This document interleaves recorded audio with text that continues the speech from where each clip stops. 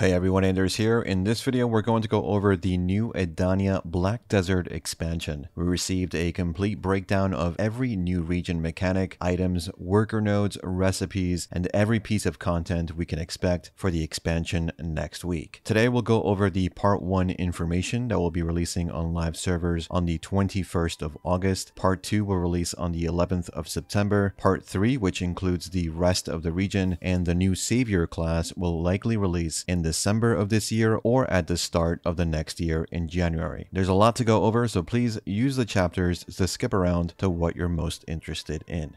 Let's begin with the Edania main story. You need to be level 60 and have first completed the pre-quest already available on live servers. An adventure journal containing stories from the region has also been added. This journal consists of 7 stories that allow you to progress through the journal. With the Part 1 release, we'll have 4 of these 7 stories available. Each of these 4 have lore introductions related to each zone. For Hakinja Temple, it says, "May you be resurrected in the sandstorm, the sergeants who guarded the gates of Alia Eli and continued their lonely fight. Does the Black Star of Salvation they have been waiting for exist? Let us open the gates of Edania and advance towards the source of the secrets." For Etherion, it says, "I will be looking forward to the end of our relationship there. Jordine, where does this hatred end? Beneath the cold frozen sky, the stage opened its curtain. The long-standing feud is now coming to an end." For Orbita, it says, "Orbita, a faded wilderness where everything holds its breath. An unknown wave of power is detected there. A huge divine power that can only be seen as an artificial phenomenon. Where on earth did this wave come from?" And for Nymphomare, it says, "A strange disease spreading among the lower classes. They say that your body will stiffen from the extremities and turn into stone. What they all have in common is that they explored the realm of the Wall Sea." Nymphomare, are you saying that the extinct mermaids left a curse on this land? When Part 2 releases, they'll add more stories to the journal. Lastly, for main story related content, we have the addition of a new abyssal well to allow us to teleport to the new region. You will need the location knowledge entry from Hakinja Temple and the abyssal vein entry, which can be obtained by speaking with Magnus in the veins of the Edania abyss. For PvE content, let's start with boss subjugation. In Edania, each zone will have their own castle. Inside of this castle, there will be an NPC called the Throne of Power. You can interact with this throne to engage the castle's lord, or the Edana as they call it. You can only challenge the Edana if you have accepted the weekly quest and meet the required AP and DP thresholds. For Jordine, he requires at least 350 AP and 427 DP. For Enslar, she requires at least 385 AP and 445 DP. And for Rusalka, she requires at least 375 AP and 440 DP. Do note, you can only enter when you're wearing equipment with an item grade of red or higher, excluding artifacts and alchemy stones. You are limited to fighting only one Edana of your choice per week, but once you accept that weekly quest and start the challenge, you will enter your own instance to fight the boss, similar to the Black Shrine mechanic from Land of the Morning Light. If you manage to defeat the boss, you will then be given a reward chest as well as an Edana challenge seal. This seal will have a 3-hour time duration limit and mainly serves to allow you to apply for the new Throne of Edana PvP content mode. Throne of Edana PvP features intense free-for-all duels inside each Edana's castle. Only the strongest will earn the title of Edana and rule their domain. When you defeat the bosses of each region of Edania, you will be granted the right to become an Edana who governs each region. The selected Edana will be challenged by other players every Sunday, and a new Edana will be determined through a free-for-all fight with all the challengers. You'll need the Edana challenge seal to apply. You get these from defeating the weekly bosses you've chosen, and once you apply, you cannot rescind your application, but you can update your gear until the day of the match. Only the top 7 players with the highest gear score will be guaranteed to be selected. 3 other random players will be selected from the rest of the pool of applicants. If selected, you will gain a new UI icon near your minimap that will allow you to see when the match will be held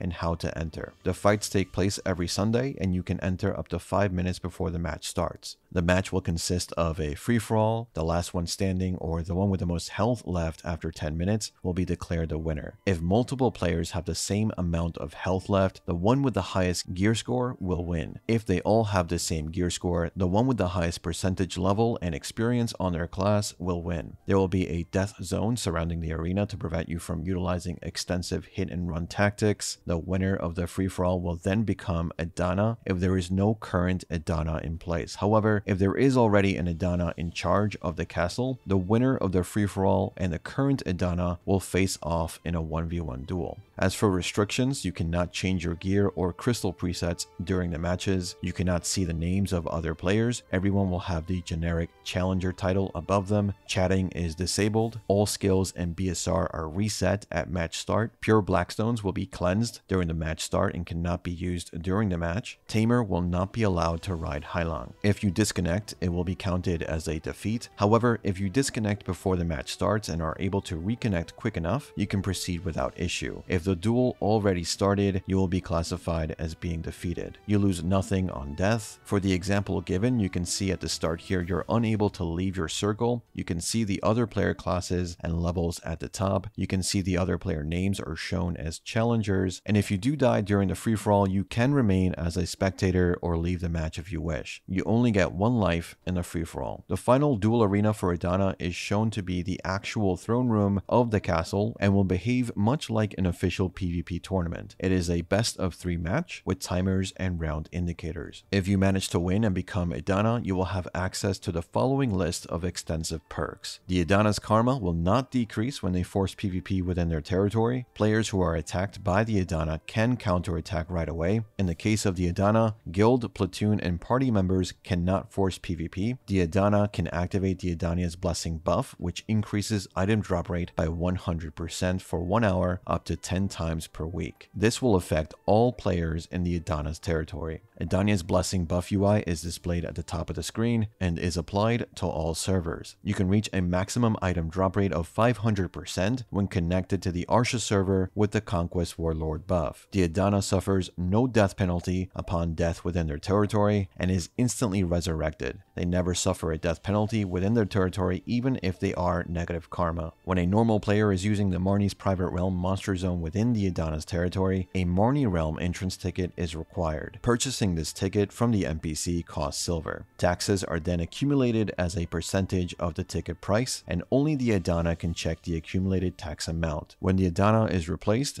the accumulated taxes are automatically paid to the previous Edana. Even if the Edana succeeds in securing the throne again and being reappointed, 1 week's worth of taxes will be automatically paid to them. Taxes are structured as a percentage of the base amount and the amount per Marnie Realm entrance ticket, and the tax amount may vary for each castle in Edania. Taxes in areas without Edana do not accumulate. If the Edana of that area enters the Marnie Realm, taxes will not be accumulated as well. Edana's crown is a 7-day helmet cosmetic item that is given to the Edana in the Hakinja Temple storage. When equipped with the Edana crown, energy is not consumed when chatting on the server, and world chat is possible without using a megaphone. When chatting in world, server, or general chat, the Edana will be displayed with a special emoticon and displayed in a different color. There is no server cooldown time limit when moving servers within the Edana area, and you can move servers freely. You can even move directly to your castle in that region. However, this function will not work if you have any trade goods in your inventory. You can check the family name of the current Edana for each castle in Edania in the world map. That's it for the Throne of Edana PvP mode information we have. Now let's go over what rewards you can expect from defeating the PvE bosses every week. Jordan is the weakest Edana and will also give the fewest rewards, while Enslar will give the most. The first item you get is called Edana's Fragment. This is used to craft your Edana defense gear, the new best in slot armor set in the game. All 4 pieces of Edana gear will be available at the start of the Edania expansion, but you will first need to complete the quest Hidden Secret from the Black Spirit, which can be unlocked after defeating the Etherion section of the main story. You need a Tet Wailing Slumbering Origin piece of armor and 1 Edana's Fragment to craft the new Edana defense gear. This means if you defeat Jordan on launch week, you will have 1 fragment to unlock 1 Edana defense gear, assuming you satisfy the Tet Slumbering Origin requirement. If you then defeat Rusalka the following week, you will get 2 Edana's fragments, which will allow you to unlock 2 pieces of Edana if you wish, again assuming you meet the requirements. If you were one of the few in the world to have a Pen Slumbering Origin armor piece, you will be able to convert it into a Nov enhanced piece of the new Edana gear instead of a base version. If we take a look at stats, a Tet version of the old Ator shoes will be the same as the new Edana shoes at base. A Pen version of the old Ator shoes will be the same as a Tet version of the new Edana shoes, though you would get the conversion at Nov, giving you a much larger stat boost. Edana's defense gear can also be enhanced with a new item called Edana Blackstones. To craft this Blackstone, you will need 1 Edana's Fragment fragment, 3 sharp black crystal shards, and 20 kaffir stones. This means you will be limited by the weekly boss rewards for black stones since you need the Edana's fragment. Enhancement rates are about what we expected, with a drop in rates at Hex and above. You can use Cronstones, and there is a pity system in place. The glowing effect of the armor also has 3 stages: minimal glow from base to tet, some glow from pen to sep, and maximum aura from oct to deck. Once you craft all 4 pieces of Edana gear, you will also get a dyeable costume version. As of making this video, we don't know if this will be a pearl item costume that can be used over your gear, or an older costume that needs to be converted into a pearl item to be used over your gear. We also don't know if the aura color can be changed. The Hell players reach the point where they can convert their older Tet Slumbering Origin armors into the new Edana defense gear. We're getting a new item called Primordial Crystals. This item prevents the enhancement level from decreasing when enhancing Slumbering Origin armors. There are 3 types: Desperate Primordial Crystals, Distorted Primordial Crystals, and Silent Primordial Crystals. Desperate Crystals are used to go from Pri to Duo, Distorted Crystals for Duo to Tri, Silent Crystals are used for Tri to Tet. If you fail to enhance, you still gain pity like normal Cron enhancement. Distorted and Silent Crystals also have fragments that can be used to craft a full crystal version. You need 50 of these fragments and 100 magical shards to craft 1 crystal. Desperate Crystals can be obtained from Decima tokens, Seal of the Undying tokens, and Dark Spirit Greed tokens, and can be exchanged from the managed currency UI. They cannot be sold on the market, but can be sold to NPC shops for 10 million silver each. Both Distorted and Silent Crystals can be dropped in the PvE zones from Orbita and Nymphomare castles. The fragments and full crystals can be sold and purchased in the central market. The crystals will sell for 6 billion silver for Distorted and 7.5 billion silver for the Silent version. Fragments will go for 120 and 150 million silver respectively. Enslar and Rusalka weekly boss fights also have a low chance of dropping Silent and Distorted Primordial Crystals from the reward chest. Looking back at the list of rewards from the weekly bosses, we see Joreen gives Primordial Fragments. Primordial Fragments can be sold for 30 million silver to an NPC shop, but is the primary method for you to craft the Gem of Primordial. The Gem of Primordial, alongside the Gem of Twilight and a Pen Blackstar subweapon, are all needed to craft the new Sovereign subweapon. With the Edania expansion, we now have the Sovereign subweapon available. This is now the best in slot offhand item in the game. To craft this item, you can use one of 3 methods. The first method needs 2 Pen Blackstar subweapons and 1 Gem of Twilight. The second method needs 1 Pen Blackstar subweapon, 1 Pen Kudum subweapon with Kaffir's level 20, and 1 Pen Nuver subweapon with Kaffir's level 20. The third method needs 1 Pen Blackstar subweapon, 1 Gem of Twilight, and one of these new Gems of Primordial. Gem of Twilight needs 100 magical shards and 20,000 Kaffir stones to craft. Gem of Primordial needs 1,000 primordial fragments. These fragments can be obtained from grind spots in the new Edania region and through the Joreen weekly boss. The Joreen weekly boss reward chest will also have a very low chance to drop the completed Gem of Primordial. Sovereign sub-weapons can be crafted in the same manner as the other sovereign weapons and enhances the exact same way. The number of Cronstones and pity used to enhance the sovereign sub-weapon is the same as that of the main and awakening sovereign weapons. Stats-wise, the new sovereign sub-weapon combines both aspects of Nuver and Kudum into one item. Looking back at the rest of the rewards from weekly bosses, we now have a new item called Essences of Kaffir. Essence of Kaffir is an item needed to enhance the Perfume of Courage and Deep Sea perfumes into new versions called Perfume of Desire and Perfume of Perseverance. Using simple alchemy, you can combine 1 Perfume of Courage, 3 Shining Powders, and 10 Essence of Kaffir to craft 1 Perfume of Desire. The same recipe works for the Perfume of Perseverance, with you replacing the Perfume of Courage with a Deep Sea perfume to get the Perseverance version. If you use 6 Corrupt Oil of Immortality with either of these new perfumes, you will be able to craft the immortal versions that won't lose their effects even on death. The new perfumes can also be crafted through normal alchemy. If you're at least skilled 1 in alchemy for the Perfume of Desire, you'll need 5 Trace of Nature, 5 Bloody Tree Knot, 5 Clear Liquid Reagent, 6 Oil of Corruption,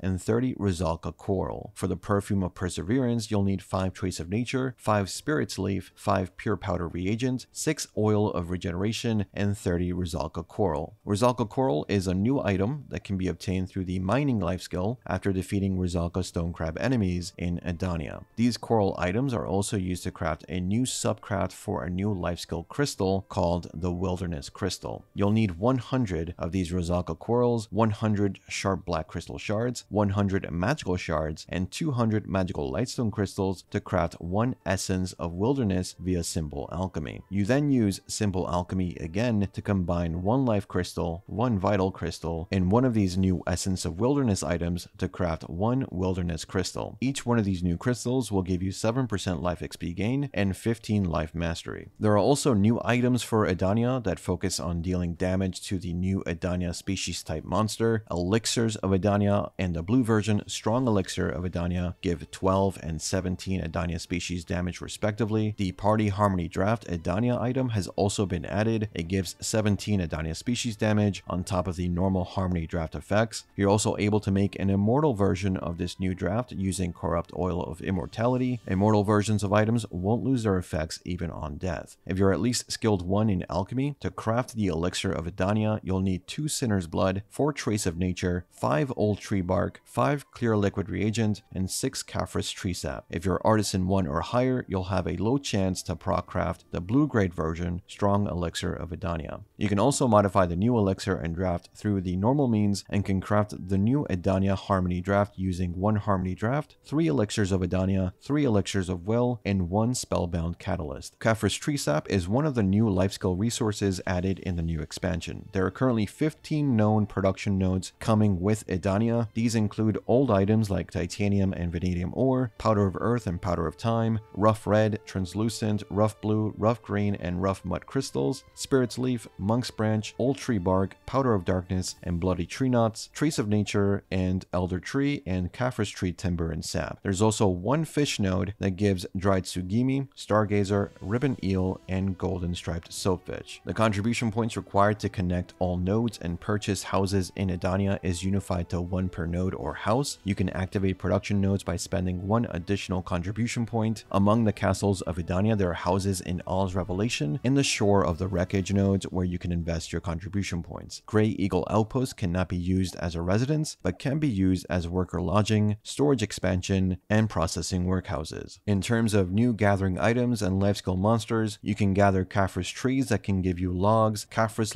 and Caphras planks. Spirit infused Caphras trees can give you logs, Caphras planks, Caphras sap, and Caphras essence. Enslar goats, which can give you sheep blood, soft hide, sheep hide, and lamb meat. Caphras snakes, which can give you snake blood, fancy reptile skin, and snake meat. And lastly, we have Rusalka stone crabs that can be mined for Rusalka coral. We also have older gatherable items in the new region, such as elder trees, shrubs, wild herbs, bushes, and rocks that can give you titanium and vanadium ore. We also have new fish native to Edania. I have looked up the names of these fish on Namu, Naver, and Wiki, so this should be close to the real names we get in English, but be aware there might be some differences in the live English patch, especially considering some of these fish go by different names depending on the region. For green grade fish, we have reef fish, stargazer, hatchet fish, sugimi, flagtail characin, brassy chub, sucker-mouthed catfish, and flathead dragonet. For blue grade fish, we have Asian swamp eel, obtuse barracuda, pike characin, ribbon eel, and long-nosed gar. For yellow grade fish, we have butterfly fish, lungfish, golden striped soapfish, giant talking catfish,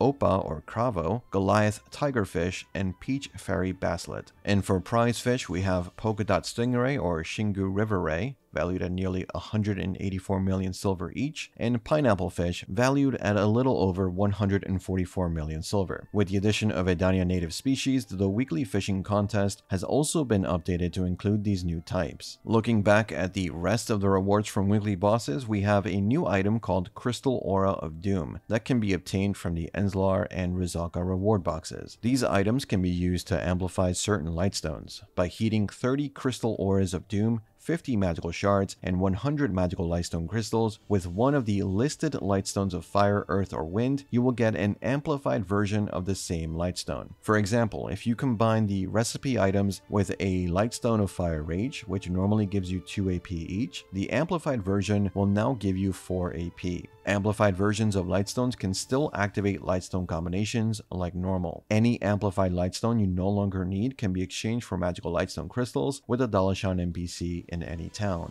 There's also a new lightstone added along with a new lightstone combination for the Edania expansion. Lightstone of Fire Distortion gives extra AP against Edanian monsters plus 5. The amplified version gives extra AP against Edanian monsters plus 7. The new combination is called the Wild Edania and requires 3 Lightstone of Fire Distortions and 1 Iridescent Lightstone. The combination effect will be extra AP against Edanian monsters plus 15. Artifacts will also be getting new items, but these will release with part 2 of the expansion in September. You will be able to craft a new item called Flawless Visionary Crystal that can enhance Kabua and Dekia artifacts. This crystal can be crafted by using 100 Visionary Crystals, 100 Sharp Black Crystal Shards, 100 Magical Shards, and 200 Magical Lightstone Crystals. Visionary Crystals will be a reward from the upcoming part 2 Tenebrum and Zephyrus weekly boss fights. Using this item, Kabua's artifact will gain 3 monster AP, 5 monster DR, and 250 max HP. Dekia's artifact, DR, and evasion versions will gain 6 all AP and 250 max HP. These new enhanced versions of the artifacts cannot be sold on the market, but can be extracted to remove the Flawless Visionary Crystal item with the Mirror of Equilibrium purchased from the blacksmith in any major city. There are also new magic crystals being added with the Edania expansion. A new crystal group called Edania has been added with a 1 crystal limit. However, 4 types of these new crystals can be used in this group: Wan Banjin and Prime Dark Crystals of Primordial. This new level of crystal, the Prime version, was called Kang during the Heidelball English translated GM note, but I believe it should be Prime considering it is the same Korean character as Succession Skills, which we call Prime in English. The literal translation I believe is River, but we call it Prime. As for these new Dark Crystals of Primordial, you can only use 1 of these per preset, and you need 100 crystal shards of the corresponding version of that crystal plus 100 magical shards to craft the new crystals via simple alchemy. Now, for example, if you want to craft a Jin Dark Crystal of Destruction, you will need 100 Jin Destruction Crystal shards plus 100 magical shards to craft 1 Jin Dark Crystal of Destruction. The effects are the same across all 4 with increasing effectiveness. Wan gives you extra AP against Edanian monsters plus 15 and monster damage reduction plus 5. Prime, which is the strongest version, gives extra AP against Edanian monsters plus 60 and monster damage reduction plus 20. Crystal shards can be obtained from Edania monster grind spots. Dawn crystals are also getting new Prime versions added with Edania. You can use the same Jin crystals you have and heat them along with 100 crystal ores of doom, 300 magical shards, and 500 magical lightstone crystals to craft 1 Prime version of your Dawn crystal. For example, Jin Dawn all AP crystals used to be plus 4 hidden AP, but the new Prime version will now give you plus 7 hidden AP. For the Dawn accuracy crystals, Jin used to reduce your AP by 7, Prime now reduces your AP by 5 instead. These new Prime versions of Dawn crystals cannot be registered on the market. You can also heat Prime Dawn crystals to obtain Essence of Dawn and Crystal Auras of Doom. All Prime Dawn crystals will give you 100 Crystal Auras of Doom, and the essences will vary. All AP Prime crystals will give you 30 Essences of Dawn, DR Prime crystals will give you 250 essences, BSR Prime crystals will give you 350, and Evasion and Accuracy Prime Dawns will give you 450 essences. Bon, Wan, and Jin Dawn crystals of Evasion have also been buffed, with Jin now giving 25 more evasion. Lastly, let's go over the new Edania grind spots. The Etherian Castle grind spot is called Blue Eve. The Blue Eve is a realm where root spirits steeped in darkness lurk. When you hit the root spirit objects placed throughout the monster zone, root spirit enemies covered in darkness appear. In the past, in this blue plane, there lived spirits who had blossomed with the blessings of the gods. But after Edania became a land of death, the spirits began to fall into darkness. If you manage to awaken a sleeping dark-stained root spirit, countless spirits will swarm and lead the troublemaker enter into eternal slumber. Occasionally, Moraka, who is addicted to black crystals, may appear with the energy of the heavens and threaten intruders. Monsters here are level 65. Recommended total AP is 1565. Recommended total DP is 615. Drops include Wand Dark Crystals of Destruction and their shards, Primordial Fragments, and Debaraka accessories. Trash loot weighs 0.3 LT and sells for 105,640 silver each. You'll need to defeat at least 30,000 monsters here in order to obtain all zone titles. The Nymphomari Castle grind spot is called Rusalka's Realm. As you defeat the Coral Naga, the Eye of Rusalka will appear, increasing the pollution level in the surrounding area. Near the Nymphomari Castle, there lives a group of Coral Naga that follow the Mermaid Queen Rusalka. Originally, they were only protecting the Nymphomari Castle and did not show overly hostile tendencies. However, after coming into contact with coral contaminated with magic, they became corrupted and began to attack those who step into the mermaid's realm. Watch over the Tower of Rusalka, which was built in the distant past to purify the sea to ensure it does not malfunction. Monsters here are level 65. Recommended total AP is 1660. Recommended total DP is 720. Drops include Bon Dark Crystals of Destruction and their shards, Silent and Distorted Primordial Crystals and their shards, Crystal Auras of Doom, and Debaraka accessories. Trash loot weighs 0.3 LT and sells for 116,200 silver each. You'll need to defeat at least 30,000 monsters here in order to obtain all zone titles. The Orbita Castle grind spot is called Enslar's Realm. When you attack the Orbita Light Tomb, the daytime tomb keepers will appear, and you must engage in battle using the tombs of faith placed around them. Around Orbita Castle, there are stone monuments that seal the Valkyries who followed Enslar to Orbita. As time passes, the memories of the Valkyries trapped in the tombstone grow clouded and faint, but the tomb keepers will stand guard over the area. To break the stone and free the trapped memories, you must deal with a golem that is already following the broken mission. Monsters here are level 65. Recommended total AP is 1770. Recommended total DP is 760. Drops include Jinn Dark Crystals of Destruction and their shards, Silent and Distorted Primordial Crystals and their shards, Crystal Auras of Doom, and Debaraka accessories. Trash loot weighs 0.3 LT and sells for 140,600 silver each. You'll need to defeat at least 30,000 monsters here in order to obtain all zone titles. And that's it for all the information we have on Edania Part 1. Remember, this expansion is releasing next week on the 20th of August for Korea, a day later for the rest of the regions. Let me know what you think about this expansion compared to the others we've had. Are you looking forward to it? Is there enough content that you're interested in? Let me know in the comments, and as always, thanks for watching, thanks for listening. I'll see you all in the next one. Take care.